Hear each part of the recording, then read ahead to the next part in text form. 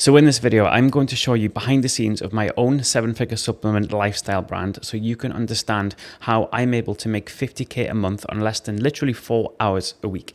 I've made over 10 mil in e-com sales across multiple brands. I've been featured on BBC Dragon's Den, Shopify Masters podcast, and I'm now on a mission to democratize my knowledge so that you don't have to make the same mistakes that I did.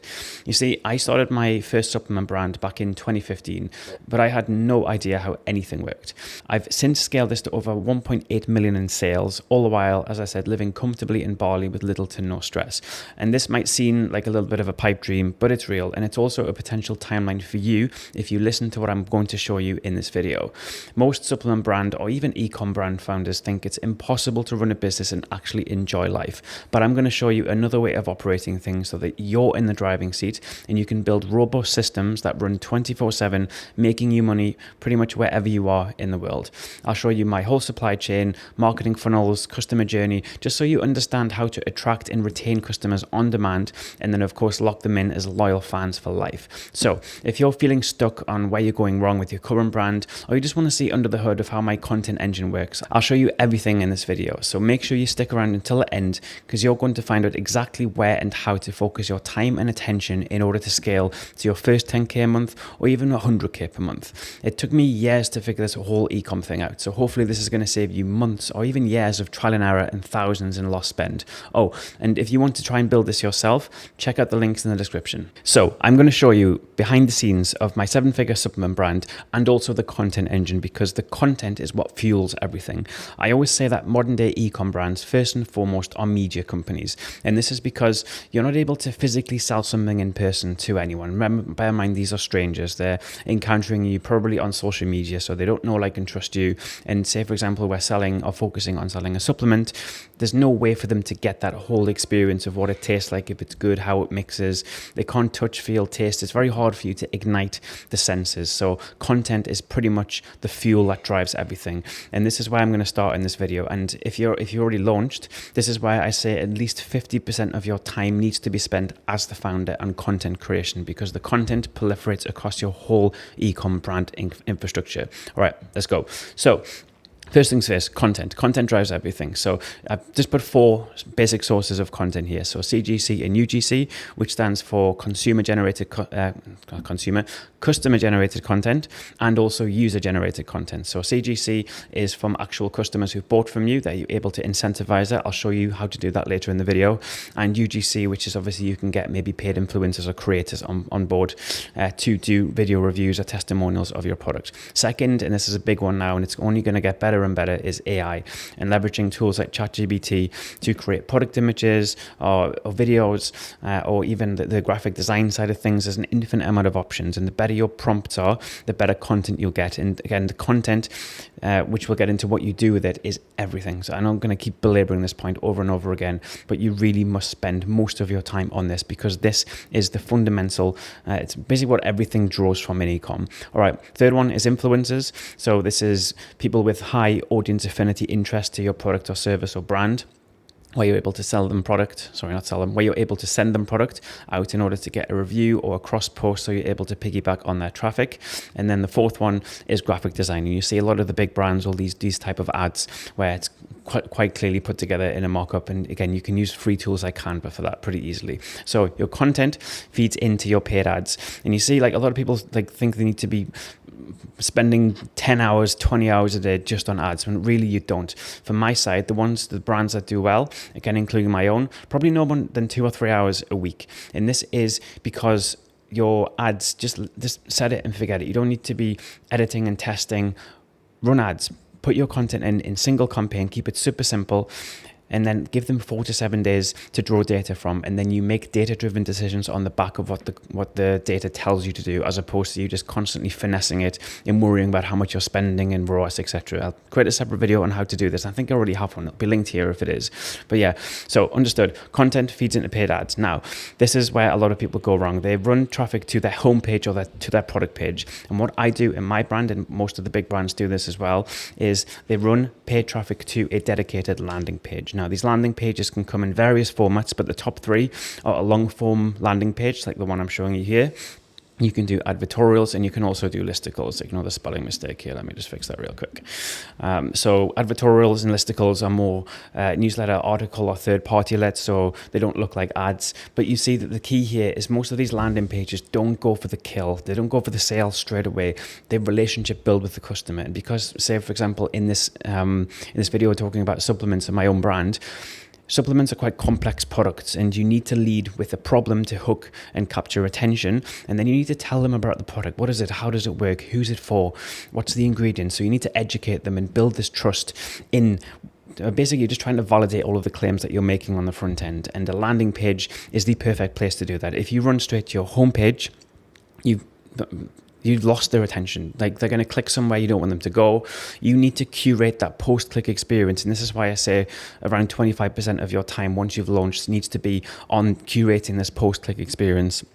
Because you want your customers in an ideal world to have 3, maximum 4 clicks before they check out. So the ad, the landing page, checkout, done, bang. That's all they need. If you get them to homepage and then they go somewhere you don't want them to go, they go to the About Us page or the contact page or the reviews page, you don't want that. You want to consolidate and limit their options. And again, building on the educational side of things, this is a cohesive way for you to be able to really streamline and limit their options so that the only place for them to click is to adding to cart and obviously getting to the checkout as quickly as possible. Okay, so again, if you want some examples of how to make landing pages, there's a few apps, GemPages, Replow's really good, Pagefly, or you can even design your own in Figma or Canva and then give it to a landing page designer. Again, they come pretty cheap on Fiverr to be able to put this all together and then just embed it straight into your website. Again, you don't need to learn to code or do everything yourself. If you want to do it, you can use apps like Section Store, which will build everything just the way you want it, and you can do this just on a basic Shopify theme as well. All right, cool. Now, the next thing, and this is so important, and this is something I see so many brands go wrong, even established brands. So once your customer is on your landing page, there's a very high likelihood that they're not going to buy straight away. Even if you look at my conversion rate, let me just pull this back up, all right? So over time, where's my conversion rate? So 2.5, all right? Generally sits around 3%. If it's 3%, that's good. But that is also saying that 97% of people who come to your website aren't going to buy. And that's okay. If you can aim between 3 and 5% in the conversion rate, you're probably already in the top 1% of e-com brands out there. So the thing we're trying to fix here with your email pop-up, this is so important, is that customers in general or potential customers will require between 4 and 7 digital touch points before they convert, particularly so when we're talking about supplements, because they're complex products. You need to educate them, tell them what it is, how it works, what it tastes like, validate it, show other customers using it. And it's impossible for you to do that just on that one click to the landing page. So we get them into our ecosystem, and this is where the power of email marketing comes in. So this is just, I just pulled this from HelloFresh, but this is what I'm talking about having a strong magnetic offer. And do not stop watching this video right now and change it. If you're running a standard 5 or 10% off, bro, no one cares. This has to be a hell yes. If it's not a hell yes, it's a no. This is the principle I want to build on here, because you're trying to, there needs to be, you're basically baking in the law of reciprocity here, which is that you need to give before you ask or you take, which means you have to give them a reason to exchange their email, because they don't want to give you their data. Why should they? So give them something that is highly related to the product, but it's not just a random thing that they're probably not interested in and it doesn't offer any value. And things like free gifts work really well here, or store credits. So once you've got them in your ecosystem, now you have the chance to get those 3 to 7 plus digital touch points to get them to convert. So you funnel them into a welcome series. Now this is a 7 to 14 day email chain where you're educating your customers. You're not selling to them. You're building a relationship. You're telling stories. Tell them about the founder. Tell them how customers are getting on with your product. Evidence-based everything you're saying. And the same goes once you have your email once you have your email marketing set up properly, you can also get them into your abandoned series. And this generally is a breakdown of 3 potential automations. So your abandoned cart, abandoned browse, and abandoned checkout. Again, we're educating, but because we know there's high intent to buy because they've already added to cart, Now we can afford to be a little bit more salesy, if you like, and we can lead with offers, again, just building in social proof. And then the other side of it, and not many people do this, especially when they first launch, is they don't run value campaigns. Now for my brand, I run between 3 and 4 value-led campaigns to specific segments of my audience email database every single week. And the principle here is we're not selling, we're building value, we're educating them again, we're telling them stories, we're giving them things that are actually interested and obviously very closely related to do with the problem that your product's trying to solve. I hope this is all making sense so far, not too much. So all of these emails, they don't point back to the landing page, they point directly to your product page, and your product page is all about getting the sale. So it doesn't need to be anywhere near as informative as the landing page, but just to understand how the ecosystem works, because most times people run straight to product page or straight to homepage, have no email marketing. People, they're paying traffic, they're paying Meta, paying Facebook to get traffic to their site. They're not checking out straight away because they're not indoctrinated into the brand enough yet. And they bounce, and then everyone blames Shopify, or they blame Meta, or they blame the email. They blame everything other than themselves. So it's just getting this flow correct. This is what all the big brands are doing. This isn't just me. So if you're not doing this already, stop, change course, and get this embedded and get this changed straight away. Okay, so now they're on your product page, and this can also be linked directly from your landing page as well, is that everything needs to point to the add to cart. Once they're in the cart, this is what they're going to see in the checkout. Now, this also has its own micro strategy. It's not just a case of get them to add something to cart, get them to check out, and then that's it. No, this is our opportunity to stretch out both our lifetime value of getting more from customers and also our average order value. So making sure they add more either of the same products, or if you have more ancillary related products, give them offers, give them incentives to buy more at the same time. They're already going to buy from you. So you can use things like a shipping bar or thresholds to make sure they add a little bit more, so they don't have to pay shipping. Again, this is all strategies.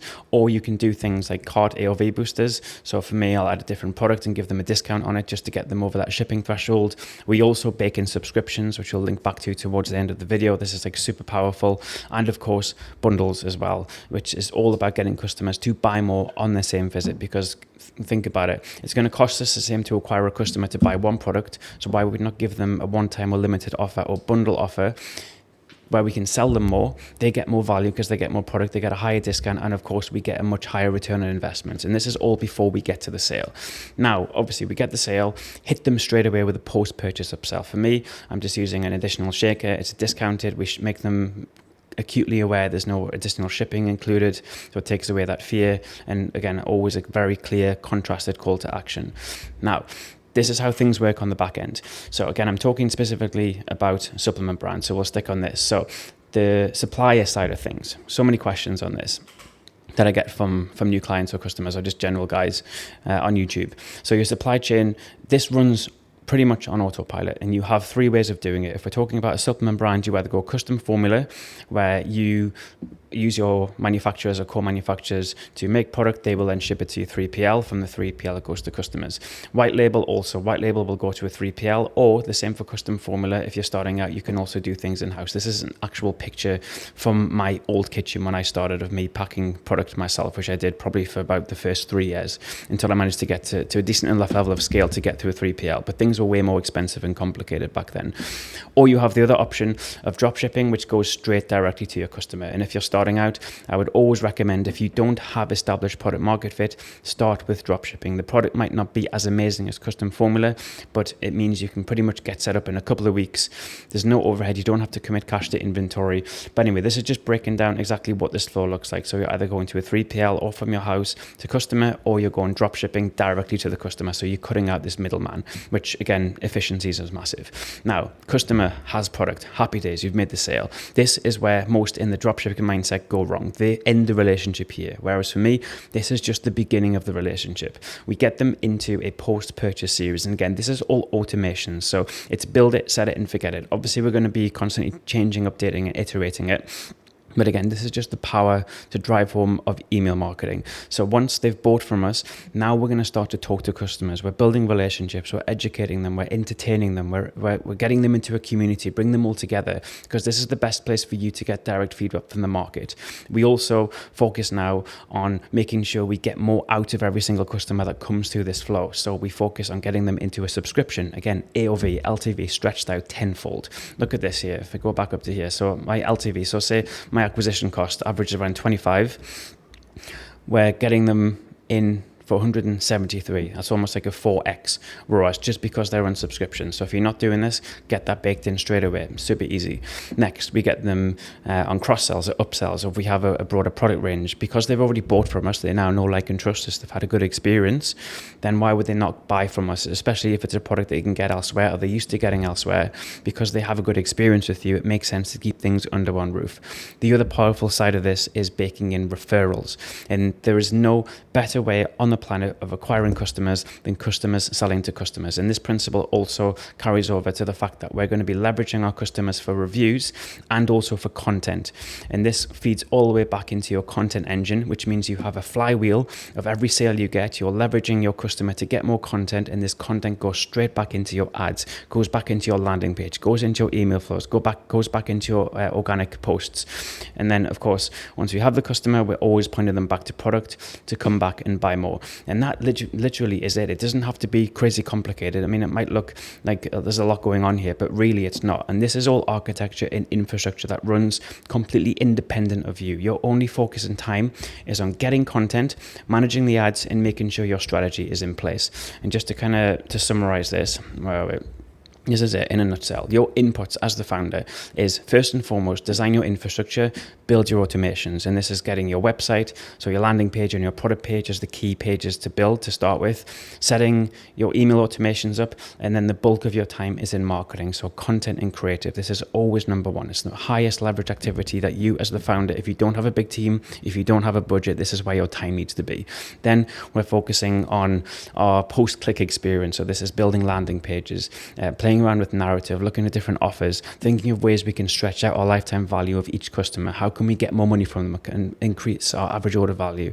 What can we do on emails and campaigns and promotions? Just all of this on strategy. This is where most of your time needs to be spent. And then the operational side of things, which you need strategies for. But again, all of this can be outsourced and automated. So customer service, managing a team or agencies, understanding cash flow, your supply chain, fulfillment. These are all functional elements of the business that you have strategies for, that you can remove yourself from completely, especially when you're not the one doing the picking and packing. But this, in a nutshell, is how you run a 6 or 7 figure brand on complete autopilot. And as you know, the good thing about ecom is, in this whole architecture, where am I? I'm nowhere. I don't exist in here. This is all done by technology. Okay. And this means you can take off to Bali, you can have a nice time. This business is going to grow year on year. It runs by itself. And that's it. You've got it. Perfect. And it's not that difficult. And this is why I say, because you're able to leverage systems, information, technology, automation, and AI, there has truly never been a better time to start an ecom or supplement brand ever. And if you want to learn how to build or scale your own supplement brand from 0 to 10K or from 10 to 100K per month, click the link in the description, book a call, or join my school community, and I'll teach you everything I know. Hope this is useful, guys. See you in the next video.